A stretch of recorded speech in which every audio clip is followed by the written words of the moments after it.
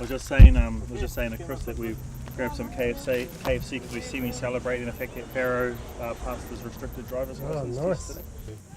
Yesterday. My third. And you grew up in Gisborne? Yeah, grew up in Gizzy. Yeah. Born and bred. Were you love the born place. Yeah, love this place. Only ever wanted to leave to go to uni and come back. Funny. Gizzy's born and bred. Yeah. Yeah. Bred, yeah. Wow. Born and bred. Bread and milk, yeah. Yeah. Okay. Just born and bred. And so you kids know all about your upbringing and... Yeah, I mean, like, you know, I was talking about like those 8 o'clock conversations we have where we'll talk about this stuff, we'll talk about how I grew up, or we'll talk about what driver's licenses are, or what the difference between debit cards and FBOS cards. Yeah, we'll talk about like what business, Incomes, life, loan. Yeah. You're making it sound like it's just all money stuff. Like, we'll talk about like alcohol, responsible alcohol use, responsible drug use, you know, safe sex, respectful relationships. Yeah. And how tough being a solo parent is, you know? Yeah. Like all of that kind of stuff. Or just bring up our problems. Yeah. And then from those problems we'll lead on to either money things or dad's childhood advice and stuff like that. So and off the back of that, like it's usually TK that'll bring those things up, but Farrell will usually check to see what it is that TK wants to bring up first. As off the back of actually our first sex conversation, because these two were having when they were like young, they were like 10 or something like that, 9 and 10, they were having a conversation about blah blah sexing such and such behind the bike sheds, and I was walking past and I was like,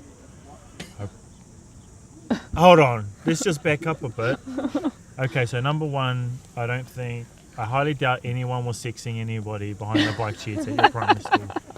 And number two, you guys don't even know what sex is, so let's just not talk about things that you don't know about until you know about those things, you know. I already know about it. Nice, it's good to know. And then this one was like, okay, so what is sex then, Dad? Yeah. So you guys all good? Faz was like, no, what was this? No, Faz was reading a book, and he was like, and then they were like, they were all like, yeah, and then I just explained real basic explanation of what sex is, what heterosexual sex is, you know. And I explained it as when a man puts his private inside a female's private, and it was like silent for like 20 seconds, the longest 20 seconds of my life, and then this one goes, I'm never letting a man put his private inside my private. I'm like, you say that now. And this one was like, Pharaoh was like, TK, you and your big mouth, you always ask these stupid questions. I didn't want to know that. I don't want that in my head. I was reading my book. And then, and then Poe, like, she's quite introspective and she'll like think about things and kind of put things together, and then she was like, did you do that to Mum? And I was like, yep. They're like, no! And they were like hugging each other. All of those traumatic experiences their mother had gone through. So at least from that they know that I'll answer any question like honestly and open, and try not to, you know, and be quite direct about it. With Jacinda announcing that she's pregnant and stuff like that, you know, she's carrying while being the Prime Minister, I think that's a real fucking choice. Yeah. You know, and like, I was saying, like, off the back of that, I hope that there's policy change inside government and inside Labour and how they focus it and how they engage with those single income working families who aren't on 400k a year, you know, so like, hopefully there's a change there. Hopefully there's also a change to say the stay at home, just the solo stay at home dad, or just the solo working mum, you know, because there's so much of a population that look like that. Because I'm sick of people that haven't experienced poorness trying to solve poverty, or haven't experienced gang life trying to fix the gang problem. Because I think I'll just chuck the shit. Yeah. We got it together, didn't we? What's Do you want to see a crab? Hell yes, I do. Do you got it on you right now? The one? No one grab it, just leave it. Just grab it, yeah. We put one. Oh, sorry. Yeah, go. That's what I call family violence. Just getting like towards our kaupapa more for Stop the Bus. Yeah.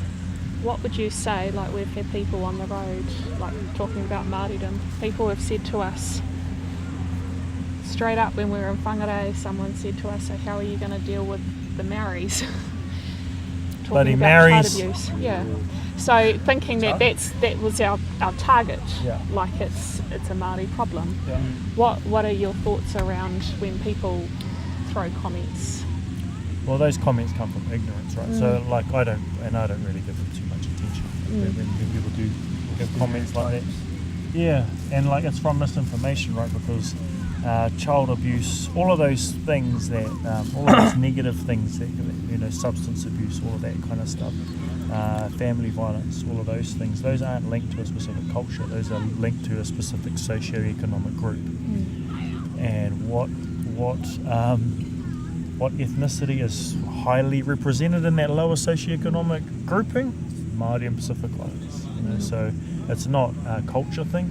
It's that there's this problem with that's this wider problem, this wider poverty problem thing, and that's where all of those issues reside. And I'm not just saying in regards to poverty of dollar, but also poverty in terms of quality of life, poverty in terms of poverty of mind, you know, poverty of spirit, poverty of language. You know, there's all of these things that need to get fixed up in that space, and it's only when we start fixing up those things inside those people that we can ever end those kinds of behaviours, right? Behaviours are just a symptom of what the actual issue is. You know, so there is a level of personal accountability. Like in, you know, I think of the Nias, I think of the Lily Bings. You know, like when I was at university, my Violence in New Zealand subject was actually Lily Bing. You know, like, so I read everything about her, and I've put everything in regards to like what was happening with Lily Bing at that time into this huge document. So I know that intimately, like inside and out. I still have the scrapbook that I put together of all of this stuff, right? Horrible, absolutely horrible stuff. Thinking about it still makes me feel anger for those people, you know? Absolute anger. So it's just horrible. You know, she's had wounds from people trying to have sex with her, and she's a baby, and then someone tried to cauterize those wounds with a lighter. Despicable. If they were here, I'd probably smack them in the face myself, you know? So people do need to be responsible and be accountable for the absolutely horrible things that do. You know? But there's this wider conversation that needs to be had across us all, right? And it's not a conversation where you get to stand over here and go, "You're a fucking pig for what you did with Lily Bing." It's a conversation where we go, okay, so how can I reach out to my people around me? How can I reach out to my village people so that I'm potentially not living next door to the next Lily Bing? You know, how could I reach out? Is just yelling out over the fence, "Hey, my man, are you okay?" When the bro and his missus are having a bit of an argument. Want to come crash on my couch? Nope, don't. Like, fuck me too. All right, sweet. Hey, I'm just putting it out there, bro. Just putting all of that kind of stuff. You know, just we have to be brave. I mean, it is actually, you do have to be a little bit brave when someone is having an argument with their partner over the fence to pop your head over the partner and go, "Bro, are you all right?" Because 9 times out of 10 they're gonna go, "I'm all right. Are you all right?" And you go, "Oh, just checking. I'm just making sure." Enough, eh? That might just be enough to knock it back. Maybe, you know, like, I mean, how does he get the opportunity to say he's not all right unless somebody asks? Yeah. You know. And don't you think those conversations are a bit easier when we've got a relationship with our neighbours? Yeah, but not having a relationship shouldn't be an excuse to not have those conversations. True. You know, and that's what I believe New Zealand needs to do. New Zealand needs to stop this bullshit where they go, Māori want things their own way, they need to go to their own island, you know, like Janice did about the reo, you know, about those prisons or whatever. That like New Zealand needs to get better at having those kind of conversations. Like, really, ideally, it would have been great if Janice looked at that example and went, okay, so I don't quite understand that. I've got these Māori friends. Let's ask them, you know, what it's about. You know, instead of spouting their genius into the air and then getting smacked down on TV by Jack Tane, you know, like that, which was awesome. Yeah, that was awesome. Yeah, no, it was mean. I just watched it again today because it makes me feel good.